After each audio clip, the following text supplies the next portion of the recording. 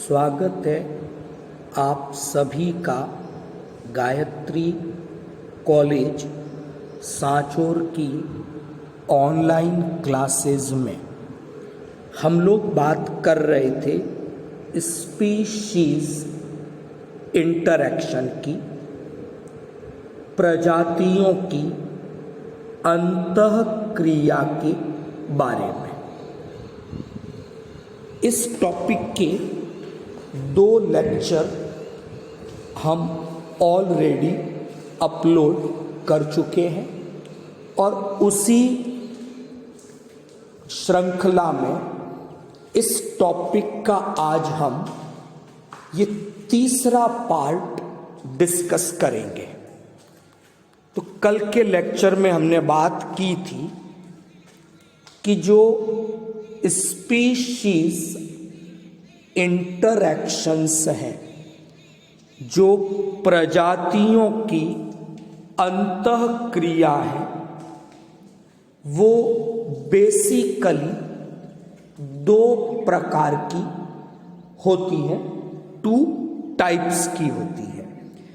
तो उसमें हमने एक तो बात की थी नेगेटिव इंटरैक्शंस की, ऋणात्मक अंतःक्रियाओं की, और नेगेटिव इंटरैक्शंस में हम लोगों ने बात की थी कंपटीशन की, जिसे हिंदी में प्रतिस्पर्धा के नाम से जाना जाता है। दूसरी हमने नेगेटिव इंटरैक्शन में बात की थी प्रीडेशन की, जिसे हिंदी में परभक्षिता के नाम से जाना जाता है।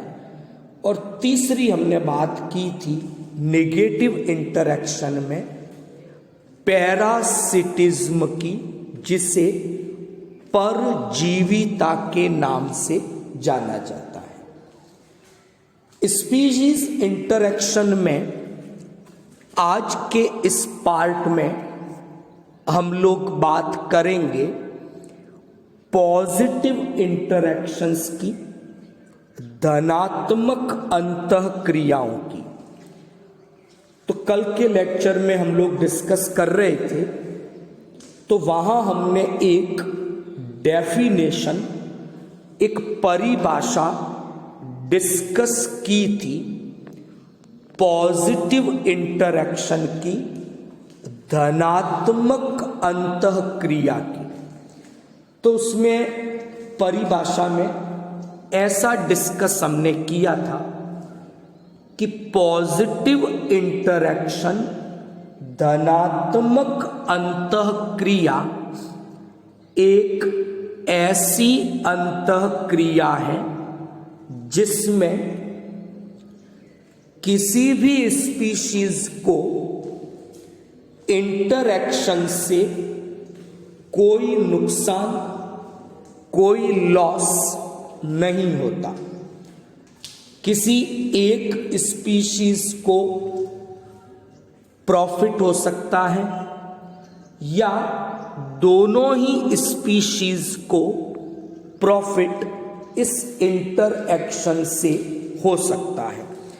अगर हम पॉजिटिव इंटरैक्शन को सिंपली रिप्रेजेंट करना चाहें तो हम उससे रिप्रेजेंट करेंगे स्पीशीज ए। मान लो ये 2 स्पीशीज हैं, एक प्रजाति ए है, दूसरी प्रजाति बी है।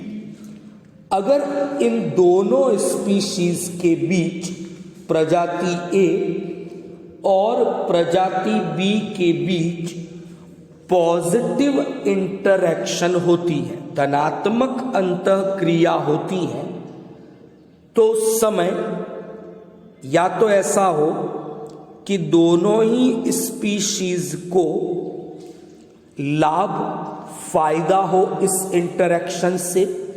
तो स्पीशीज ए प्लस साइन का मतलब है लाभ मिल रहा है, और स्पीशीज बी के आगे भी प्लस मतलब इस इंटरैक्शन से स्पीशीज बी को भी प्रॉफिट या लाभ मिल रहा है। हो सकता है ऐसा हो कि स्पीशीज ए को तो लाभ मिल रहा हो, लेकिन स्पीशीज बी न्यूट्रल है, उसे इस इंटरैक्शन से ना तो कोई लाभ मिलेगा और ना ही कोई लॉस होगा। तो बेसिकली जो पॉजिटिव इंटरैक्शंस हैं, जो धनात्मक अंतः क्रियाएं हैं, इन्हें इन दो प्रकारों से हम प्रदर्शित कर सकते हैं। तो पहला तरीका था species A plus species B plus, और जो दूसरा तरीका है species A plus but species B है वो जीरो, मतलब कोई फायदा नहीं, कोई नुकसान नहीं। तो इस प्रकार पॉजिटिव इंटरैक्शन को परिभाषित किया जा सकता है। अब हम बात करेंगे इन पॉजिटिव इंटरैक्शंस के कुछ एग्जाम्पल्स की। तो स्टार्ट करते हैं। यहां पर इस चार्ट में, इस पीपीटी के अंदर हम बेसिकली बात करेंगे पॉजिटिव इंटरैक्शन की। तो एक तो आएगा कॉमन सेलिज्म, एक हो गया। दूसरा है म्यूटियालिज्म। अच्छा, इसके अलावा एक प्रोटोकॉपरेशन और है, उसके बारे में भी हम बात करेंगे। तो स्टार्ट करते हैं। पॉपुलेशन में या कम्युनिटी में या इकोसिस्टम में जो पॉजिटिव इंटरैक्शंस हैं, जो धनात्मक अंतःक्रियाएं हैं, वो कितने प्रकार की हैं, उन पॉजिटिव इंटरैक्शंस के क्या नाम हैं, और कुछ एग्जाम्पल से इनके बारे में हम बात करेंगे। तो सबसे पहला इसमें आता है एक कॉमन सेलिज्म। ओके, कॉमन सेलिज्म क्या है? ये एक प्रकार का पॉजिटिव इंटरैक्शन है, धनात्मक अंतःक्रिया है, जिसमें केवल एक ही स्पीशीज को इस इंटरएक्शन से लाभ मिलता है, जबकि जो दूसरी स्पीशीज है उसे ना तो लाभ मिलेगा और ना ही उसका कोई इस इंटरएक्शन से नुकसान होगा। यानी कॉमन सेलिज्म एक प्रकार की पॉजिटिव इंटरैक्शन है और जिसमें केवल एक ही स्पीशीज को लाभ प्राप्त होता है, लेकिन दूसरी स्पीशीज को ना तो लाभ मिलता है और ना ही कोई नुकसान होता है। तो जो कॉमन सेलिज्म है, इसके कुछ एग्जाम्पल हम डिस्कस करेंगे कॉमन सेलिज्म के। तो कॉमन सेलिज्म का पहला एग्जाम्पल हम बात करते हैं कि कई बार हम देखते हैं कि किसी ग्रासलैंड इकोसिस्टम पर एक घास का मैदान है और वहाँ पर गाय, भैंस जैसे जो जंतु हैं वो घास चर रहे होते हैं। तो उसी के पास हम देखते हैं बगुले जैसे, कौवे जैसे कुछ और पक्षी भी उपस्थित रहते हैं। अब इस इंटरैक्शन में जब गाय और भैंस घास चर रही होती हैं तो उनकी मूवमेंट के कारण पत्तियों पर कुछ कीट हैं, इंसेक्ट्स हैं, वो पत्तियों के हिलने से उड़ जाते हैं और बगुले, कौवे, ये पक्षी उन कीटों को अपने भोजन के रूप में उपयोग में ले लेते हैं। तो ये कॉमन सेलिज्म का एक एग्जाम्पल है जिसमें एक स्पीशीज का तो फायदा हुआ जो पक्षी हैं उनका, लेकिन दूसरी स्पीशीज का ना नुकसान है और ना ही कोई फायदा है। तो यहाँ पर गाय और भैंस को इस इंटरैक्शन से किसी भी प्रकार का कोई नुकसान, कोई लाभ नहीं होता है। तो इस इंटरैक्शन को कॉमन सेलिज्म के नाम से जाना जाता है।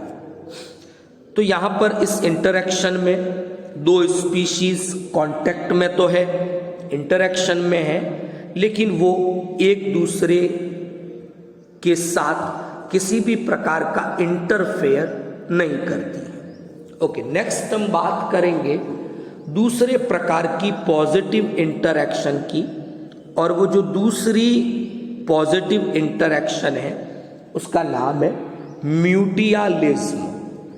ये एक्चुअल में सहजीविता, सिम्बायोसिस का एक एग्जाम्पल है। डी बेरी नामक वैज्ञानिक ने सर्वप्रथम सिम्बायोसिस, सहजीविता के बारे में बताया, और सिम्बायोसिस का जो मीनिंग है वो है लिविंग टुगेदर, साथ साथ रहना। तो यहां पर दो स्पीशीज हैं, एक ए और एक बी। वो साथ साथ तब रहेगी जब इंटरैक्शन से स्पीशीज ए को लाभ मिले और इंटरैक्शन से स्पीशीज बी को भी लाभ मिले। तो यहां देख सकते हैं दोनों स्पीशीज को लाभ मिल रहा है। अब ये जो सिम्बायोसिस है वो फिर दो प्रकार का है, एक ऑब्लिगेटरी है और दूसरा फैकल्टेटिव, विकल्पी अविकल्पी। तो जो अविकल्पी सहजीविता है जिसे म्यूटालिज्म के नाम से जाना जाता है कि इनके बीच की इंटरैक्शन इतनी टाइट, इतनी घनिष्ठ है कि बिना इस इंटरैक्शन के इन दोनों ही प्रजातियों का अस्तित्व खतरे में पड़ जाता है। यानी बिना इस इंटरैक्शन के ये दोनों स्पीशीज अकेली सरवाइव नहीं कर सकती। तो म्यूटियालिज्म एक प्रकार की अविकल्पी सहजीविता का उदाहरण है। तो ऐसे हमारे पास कई एग्जाम्पल हैं जो म्यूटियालिज्म को रिप्रेजेंट करते हैं। जैसे आप लाइकेन का एग्जाम्पल ले सकते हो, जो एल्गी और फंजाई, शैवाल और कवक का एक इंटरैक्शन है। इसी को लाइकेन कहते हैं, जिसमें कवक का हिस्सा माइकोबायोन्ट कहलाएगा, जबकि शैवाल का हिस्सा फाइकोबायोन्ट कहलाता है। इस इंटरैक्शन में जो कवक वाला हिस्सा है वो वाटर अब्जॉर्प्शन है, मिनरल्स अब्जॉर्प्शन है, उसमें हेल्प करता है, जबकि शैवाल वाला हिस्सा फोटोसिंथेसिस करता है और फूड प्रोवाइड करता है। ओके, अब बात करेंगे नेक्स्ट जो है दूसरे प्रकार की जो सिम्बायोसिस है, जो मैंने कहा था अविकल्पी है, जिसमें दो स्पीशीज साथ साथ में तो रह ही सकती है, लेकिन इस इंटरएक्शन के बिना भी वो जीवित रह सकती हैं। बिना इस इंटरएक्शन के उनके अस्तित्व पर कोई खतरा नहीं रहता। इसे हम प्रोटो कॉपरेशन के नाम से जानते हैं। हर्मिट क्रैब और सी एनीमोन का एक एग्जाम्पल देखें तो जो सी एनीमोन है और हर्मिट क्रैब है, इन दोनों के बीच विकल्पी सहजीविता है, साथ में भी रह सकते हैं और एक दूसरे के बिना भी ये जीवित रह सकते हैं। इस इंटरैक्शन से भी दोनों को लाभ मिलता है। तो म्यूटालिज्म और प्रोटो कॉपरेशन ये दोनों सिम्बायोसिस के ही एग्जाम्पल हैं और इस इंटरैक्शन से इन दोनों को ही लाभ मिलता है। बस अंतर इतना है कि म्यूटालिज्म में ये इंटरेक्शन टाइट है, जबकि प्रोटोकॉपरेशन में ये इंटरएक्शन लूज होती है। ओके, अब एक इम्पोर्टेंट अलग ही टाइप की इंटरएक्शन की हम बात करते हैं, जिसे एमनसेलिज्म या एलिलोपैथी इफेक्ट के नाम से जाना जाता है। तो जो एमनसेलिज्म है, ये अलग इंटरैक्शन इस प्रकार की है कि इसमें किसी भी स्पीशीज को प्रॉफिट या लाभ नहीं मिलता, लेकिन इस इंटरैक्शन से किसी एक स्पीशीज को नुकसान जरूर पहुंचता है। तो मान लो अगर स्पीशीज दो हैं, ए और बी, तो इस इंटरैक्शन के द्वारा स्पीशीज जो ए है उसका तो नुकसान हो गया माइनस, लेकिन जो स्पीशीज बी है वो न्यूट्रल, ना तो इस इंटरैक्शन से उसे कोई फायदा हुआ है और ना ही उसे इस इंटरैक्शन से कोई नुकसान हुआ है। तो एलिलोपैथी एक्चुअल में एक फिनोमिना है। उसमें क्या होता है कि कोई एक ऑर्गेनिज्म किसी केमिकल को रिलीज करता है और उस केमिकल की उपस्थिति के कारण दूसरी जो ऑर्गेनिज्म है, दूसरी जो स्पीशीज है, उसकी ग्रोथ रुक जाती है, उसका रिप्रोडक्शन रुक जाता है और उसके जीवन का अस्तित्व खतरे में आ जाता है। तो यहाँ पर जिस स्पीशीज ने वो केमिकल रिलीज किया उसे एलोकेमिकल कहा जाएगा। तो उस स्पीशीज को इस इंटरैक्शन से कुछ फायदा नहीं हुआ, लेकिन दूसरी स्पीशीज की वृद्धि, प्रजनन, ये सब कम हो गए, इनमें समस्याएं आ गई, तो दूसरी स्पीशीज को इस इंटरैक्शन से नुकसान हो गया। इस प्रभाव को एलिलोपैथी प्रभाव और इस इंटरैक्शन को एमनसेलिज्म के नाम से जाना जाता है। खूब सारे एग्जाम्पल है इसके। अगर हम देखते हैं कई प्रकार के जंगल में जब हम जाते हैं तो वहाँ पर सॉइल जो है पेड़ के चारों ओर, वहाँ पर दूसरे पादप विकसित नहीं होते उसकी छाया के अंदर। इसी प्रकार आप और भी कई एग्जाम्पल, जैसे कुछ एक्सोटिक स्पीशीज हैं, बाह्य प्रजातियां हैं, जिन्हें एलियन स्पीशीज के नाम से भी जाना जाता है।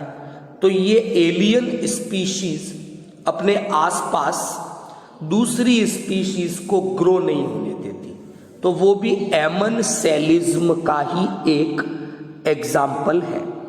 तो आज हमने बात की एक कम्युनिटी इकोसिस्टम के अंदर पॉजिटिव इंटरैक्शंस की, जिसमें म्यूटालिज्म, कॉमनसेलिज्म और प्रोटोकॉपरेशन, इन तीन इम्पोर्टेंट टाइप के बारे में बात की।